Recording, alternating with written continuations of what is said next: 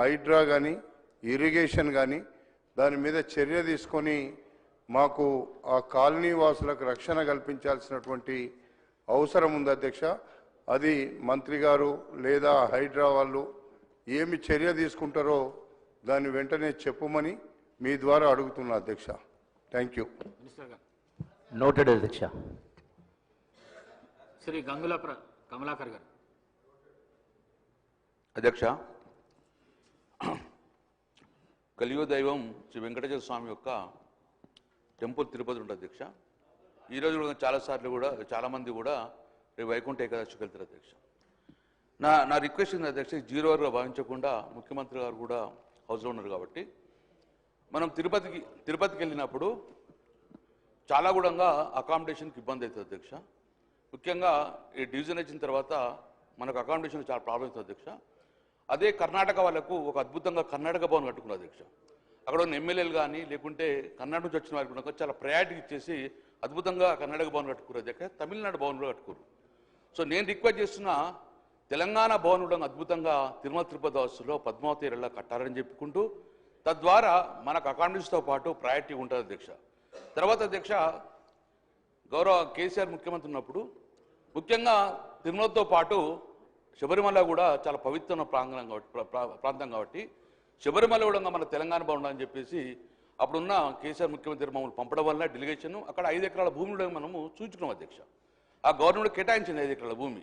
So వెనువెంటనే ఈ ప్రభుత్వము స్పందించి ఆ 5 ఎకరాల భూమిలో శబరిమల కూడా తెలంగాణ భవనం కట్టాలని చెప్పి తద్వారా తెలంగాణ ప్రాంత భక్తులకు కూడా ఎలాంటి ఇబ్బంది కాకుండా చూదని చెప్పి గౌరవ ముఖ్యమంత్రి గారు దాన్ని స్టేట్మెంట్ ఇవ్వాలని చెప్పి నేను రిక్వెస్ట్ చేసిన అధ్యక్ష. నోటెడ్ అధ్యక్ష. శ్రీ ప్రశాంత్ రెడ్డి గారు. ధన్యవాదాలు అధ్యక్ష. అధ్యక్ష, ఇది నా నియోజకవర్గంలోని భీమ్గల్ మున్సిపాలిటీకి సంబంధించినటువంటి విషయం అధ్యక్ష. ఇక్కడ గత ప్రభుత్వంలో 100 పడకల ఆసుపత్రి మంజూరు చేసుకున్నాం అధ్యక్ష. అయితే ఒక 80% వర్క్ కూడా కంప్లీట్ అయిపోయింది అధ్యక్ష. ఇక్కడ ఆరోగ్య శాఖ మంత్రి గారిని దయచేసి కొద్దిగా వినాలని చెప్పి కోరుతా ఉన్నాను. 100 పడకల ఆసుపత్రి గత ప్రభుత్వ హయాంలో మంజూరైంది. అప్పుడే ఒక 80% వర్క్ కంప్లీట్ అయిపోయింది. అయితే ఈ హాస్పిటల్కు స్టాఫ్ అలాట్మెంట్ కూడా జరిగింది అధ్యక్ష. ఈ 2 years నుంచి అధ్యక్ష పనులు జరగట్లేదు. అయితే 30 కోట్లు ఇప్పటికే ఖర్చు పెట్టబడింది. 35 కోట్లతో మంజూరు అయితే 30 కోట్లు ఖర్చు పెట్టబడింది. ఇంకొక 5 కోట్లు అంటే పాత ఖర్చు పెట్టిన దాంట్లో బిల్స్ ఇవ్వడం, ఇంకొక 5 కోట్లు దానికి విడుదల చేస్తే అది కంప్లీట్ అయిపోతుంది. ఎందుకంటే 2 years నుంచి స్టాఫ్ కూడా ఎక్కడెక్కడ వేరే హాస్పిటల్స్లో పనిచేస్తూ ఉన్నారు. దయచేసి ఆ కాంట్రాక్టర్ని అడుగుతానేమో కొద్దిగా నాకు బిల్స్ రావట్లేదు, ఇబ్బందిగా ఉన్నది అని చెప్పి పనులు జరగట్లేదు. దయచేసి ఈ విషయంలో దృష్టి సారించాలని నేను ఆరోగ్య శాఖ మంత్రి గారిని కోరుతా ఉన్నాను. ఇది నా నియోజకవర్గంలో ఒకటే హాస్పిటల్, ఇంకొకటి చిన్నది నియోజకవర్గంలో ఒకటే హాస్పిటల్ ఉంది కాబట్టి దీన్ని కంప్లీట్ చేయాల్సిందిగా తమరి ద్వారా ఆరోగ్య శాఖ మంత్రి గారు నేను కోరుతా ఉన్నాను. అట్లనే సేమ్ భూమ్గల్ మున్సిపాలిటీలో అధ్యక్ష ఈ integrated veg and non veg market కూడా అప్పుడు మంజూరు చేసుకోవడం జరిగింది 3.5 కోట్లతోటి. దీంట్లో కూడా ఒక 2.5 కోట్ల వర్క్స్ కంప్లీట్ అయిపోయినాయి. ఇంకొక 1 కోటి రూపాయల వర్క్ మిగిలి ఉంది. అది కూడా కాంట్రాక్టర్ పాపం 60 లక్షలు 70 లక్షలు బిల్ రావాలి అని చెప్పి అది ఆపినాడు. ఈ విషయంలో కూడా నేను మున్సిపల్ శాఖ మంత్రి గారిని మీ ద్వారా లేదు శాసనసభ వ్యవహారాల మంత్రి గారిని నోట్ చేసుకొని చొరవ తీసుకొని ఈ integrated veg and non veg మార్కెట్లో ఆ కాంట్రాక్టర్స్కి బిల్స్ విడుదల చేపించి ఆ కొద్దిగా మిగిలి ఉన్న పనిని కంప్లీట్ చేస్తే మున్సిపాలిటీకి ఇప్పుడు అక్కడ రోడ్ల మీద కూర్చుంటున్నారు అధ్యక్ష. మార్కెట్లో అంతా కూడా మార్కెట్ లేక రోడ్ల మీద కూర్చొని ఇబ్బంది జరుగుతున్నారు టౌన్ ప్రజలకి. ఈ 2 విషయాలు దయచేసి భీమ్గల్ మున్సిపాలిటీలో 100 పడకల ఆసుపత్రి, veg and non veg market తొందరగా పూర్తి చేయించేలా నేను ఈ ప్రభుత్వాన్ని మీ ద్వారా కోరుతా ఉన్నాను అధ్యక్ష. అధ్యక్ష, భీమ్గల్కు సంబంధించిన 100 పడకల హాస్పిటల్ 80% కంప్లీట్ అని గౌరవ సభ్యులు తెలియజేశారు అధ్యక్ష. త్వరలోనే ఈ బిల్సే కానీ ఆ ఇన్ఫార్ని కంప్లీట్ చేసే దిశగా మా కృషి ఉంటుంది అధ్యక్ష. శ్రీ వెంకట రమణారెడ్డి గారు.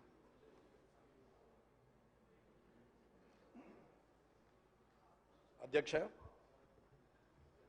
గౌరవ మర్యాదల గురించి, సాంప్రదాయం గురించి, సభా సాంప్రదాయం గురించి అందరూ రాజకీయ నాయకులం అందరం కూడా మాట్లాడుతూ సభా వేదికగా నేను తెలియజేసేది ఏంటంటే, ఎవరమైనా సరే ఎదుటివారిని గౌరవించుకుంటూ విమర్శలు, సద్విమర్శలు, ప్రతి విమర్శలు చేయాలి తప్ప భాషని ఇంకా దిగజారుస్తూ మాటలు మాట్లాడడం అనేది సరైనది కాదనేది నా అభిప్రాయం.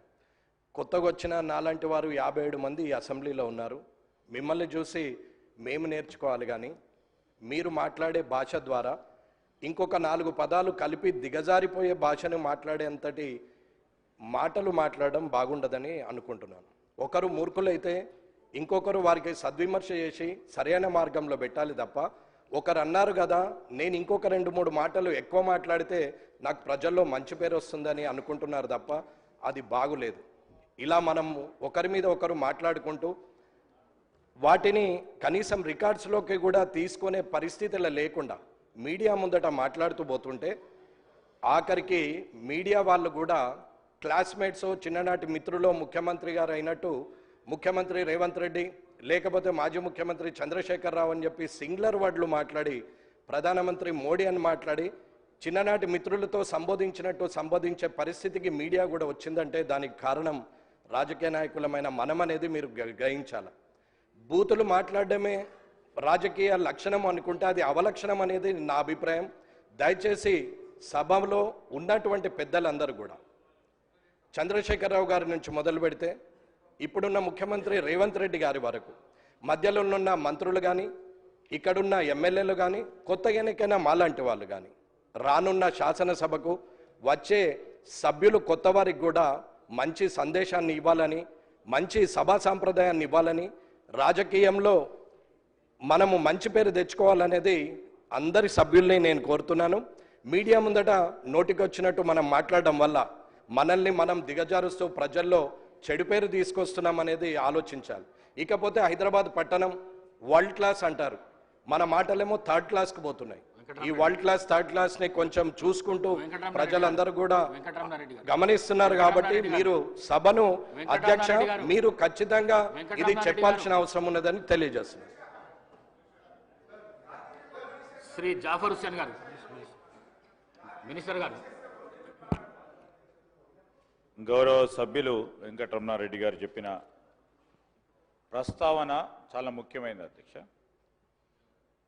ప్రతి పార్టీకి సంబంధించిన సీనియర్లు, ఆ వ్యవస్థ అందరూ కూడా అదే విధమైన సదాభిప్రాయంతో పోతే ప్రజాస్వామ్యం చాలా పటిష్టంగా ఉంటుంది.